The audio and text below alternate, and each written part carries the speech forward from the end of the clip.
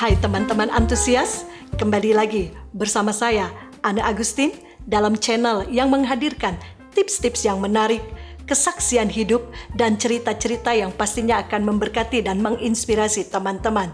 Saat ini, saya ingin menceritakan sebuah dongeng. Saya mendapatkan dongeng ini dari sebuah khotbah ketika saya SMA. Di khotbah itu, Bapak Gembala atau guru saya di Sekolah Alkitab Cianjur menceritakan sebuah dongeng yang sangat menarik, dan dongeng itu sangat membekas sampai hari ini. Bagaimana ceritanya? Zaman dahulu kala ada sepasang kakek nenek di negeri Tiongkok. Kakek nenek ini sangat baik hati. Kakek nenek ini terkenal murah hati. Kakek nenek ini orang yang suka berbagi. Dan kebaikan, kemurahan, apa yang dilakukan oleh kakek nenek dari mereka muda sampai tua itu diperhatikan oleh dewa kebajikan. Kemudian dewa kebajikan melihat bahwa apa yang dilakukan oleh kakek nenek ini pantas untuk mendapatkan pahala. Lalu dewa kebajikan naik ke kahyangan melapor kepada Raja Dewa. Kemudian Raja Dewa mendengarkan setiap laporan dari dewa kebajikan tentang sepasang kakek nenek ini.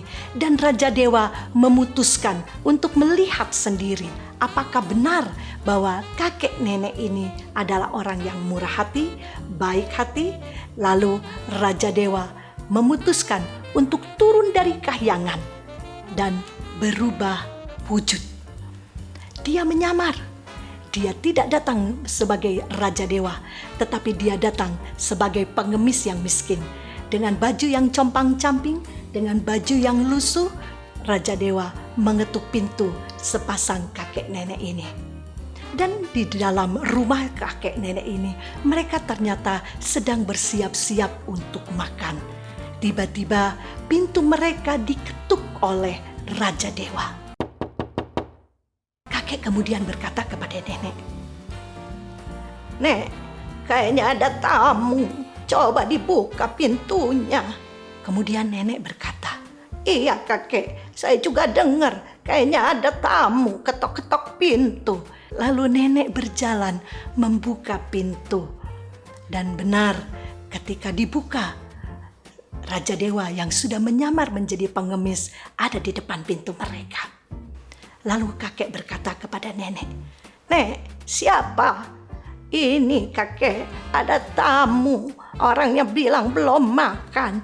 Lalu kakek berkata kepada nenek, "Nenek, ajak aja dia masuk, gak apa-apa. Biar dia aja yang makan nasi kita." Lalu nenek bilang, "Kek, nasi kita kan cuma 1 mangkok. Bagaimana kakek? Kita gak makan lagi dong malam ini." Tapi kakek berkata, "Nenek, gak apa-apa, kita mah biasa puasa. Biarin, ini anak muda. Dia perlu dikasih makan terlebih dahulu." Akhirnya Raja Dewa diajak masuk. Dan Raja Dewa yang sudah berubah wujud atau menyamar menjadi pengemis diberi makan oleh kakek nenek ini semangkok nasi. Karena memang cuman hanya itu yang mereka punya. Mereka hanya punya semangkok nasi biasa saja. Dan Raja Dewa atau pengemis itu juga diberikan minum oleh kakek nenek itu.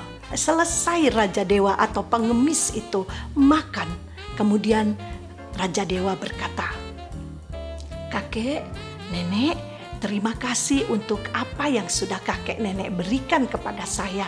Sekarang saya sudah kuat kembali. Saya harus melanjutkan perjalanan saya. Karena hari sudah semakin malam, jadi saya pamit saat ini juga." Lalu kakek dan nenek berkata, "Oh gitu ya nak, ya gak apa-apa kalau begitu." Akhirnya kakek nenek mengantar si pengemis atau Raja Dewa itu ke depan pintu. Tetapi tiba-tiba sebelum pengemis atau Raja Dewa itu pamit untuk pergi meninggalkan kakek dan nenek, Raja Dewa berkata, "Kakek, nenek, sekarang saya ingin memperlihatkan sesuatu." Kakek nenek terdiam sejenak. Lalu tiba-tiba Raja Dewa berubah. dia tidak lagi menjadi pengemis, tetapi dia kembali kepada wujud asalnya, yaitu Raja Dewa yang gagah, Raja Dewa dengan baju yang mewah, Raja Dewa yang penuh dengan semarak. Kalau kita ketahui pada zaman dahulu, di mana orang-orang di Tiongkok itu pasti memakai jubah dan memiliki jumbai tangan yang begitu lebar. Begitu juga dengan Raja Dewa. Raja Dewa memasukkan tangannya seperti kebiasaan orang-orang Tiongkok sana, memasukkan tangannya ke dalam jumbai jubah tangannya. Lalu Raja Dewa berkata, "Kakek, nenek, sekarang saya ingin memberikan sesuatu kepada kalian.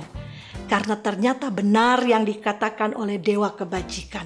Kalian adalah orang yang murah hati, kalian adalah orang yang suka memberi." Lalu Raja Dewa tiba-tiba mengeluarkan sesuatu dari jumbai jubah tangannya. Set! What? Ternyata Raja Dewa mengeluarkan sepasang sumpit dari jumbai jubah tangannya.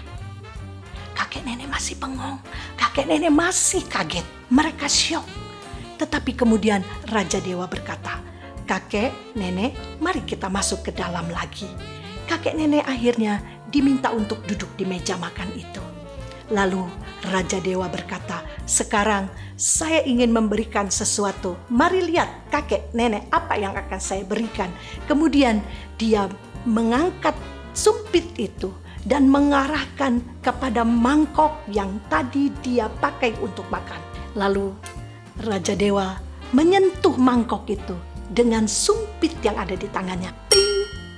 Dan mangkok ini berubah menjadi emas. Lalu Raja Dewa berkata, "Kakek, nenek, besok kalian boleh jual emas ini untuk membeli kebutuhan dan keperluan kalian." Tapi kakek nenek menjawab, "Enggak mau." Kemudian Raja Dewa berkata, "Oh, oke, kalau kurang saya akan tambah." Lalu Raja Dewa mendatangi gelas yang tadi dia pakai untuk minum. Raja Dewa mengangkat sumpit dan menyentuh gelas yang tadi dia pakai. Ting! Akhirnya gelas itu menjadi emas. Dan Raja Dewa berkata, "Kakek, nenek, gelas ini sudah berubah menjadi emas. Dan kalian bisa jual. Kalian juga bisa memperbaiki rumah kalian." Tapi kakek nenek itu menjawab, "Enggak mau." Lalu Raja Dewa akhirnya agak kesal. "Oh, kurang, masih kurang." Akhirnya Raja Dewa menyentuh. Setiap barang yang ada di rumah itu berubah semua menjadi emas. Lalu Raja Dewa katakan, "Sudah puas, cukup." Tapi kakek nenek itu tetap menjawab, "Enggak mau." Akhirnya Raja Dewa marah, kesal. "Jadi maunya apa?" Dan tiba-tiba kakek nenek itu berdiri menunjuk kepada sumpit yang ada di tangan daripada Raja Dewa. Mereka berkata, "Kita mau sumpitnya aja." Oh my God! Wah, Raja Dewa kaget. Kakek nenek ini begitu cerdas. Mereka tidak suka dengan emasnya. Mengapa? Karena kalau emas dijual, itu pasti habis. Tapi kalau mereka memiliki sumpitnya, karena sumpit itu adalah sumpit ajaib, maka mereka tidak akan pernah kehabisan apapun juga. Benar? Jadi teman-teman, dari apa yang saya ceritakan tadi, pelajaran apa yang bisa kita ambil? Saya teringat dengan ayat di dalam Amsal pasal 10 ayat 22 yang berkata, "Berkat Tuhanlah yang menjadikan engkau kaya, susah payah tidak akan menambahinya." Jangan cari akibatnya, tapi cari penyebabnya. Kalau kita cuma cari akibatnya, maka kita akan kecewa. Kita akan selalu kehabisan. Tetapi kalau kita mendapatkan penyebabnya, sumbernya, siapa sumber itu? Yesus Kristus pribadi. Kalau kita memiliki Yesusnya, kita memiliki Tuhan yang luar biasa itu, maka kita tidak akan pernah kekurangan apapun. Jangan cari kekayaan, jangan cari kepandaian, jangan cari kesembuhan, tapi carilah Yesus, maka kita akan mendapatkan apapun yang kita butuhkan dan perlukan. Dan jikalau teman-teman ingin mendapatkan pengajaran lebih detail, lebih jelas tentang sumber dan bagaimana orang-orang yang hidup di dalam sumber itu berjalan di dalam kemenangan, mendapatkan kemenangan, silakan kunjungi channel dari Pancaran Air Surgawi. Bapak Denny Lumempau akan menjelaskan dengan lebih jelas. Puji Tuhan, jikalau apa yang saya bagikan ini memberkati, berguna, menginspirasi bagi teman-teman, tetap like, share, komen. Yang belum subscribe, tekan tombol subscribe-nya. Dan jangan lupa tekan juga tombol loncengnya supaya teman-teman tidak terlewatkan setiap kali saya membagikan video-video yang terbaru. Puji Tuhan, Tuhan Yesus memberkati. Salam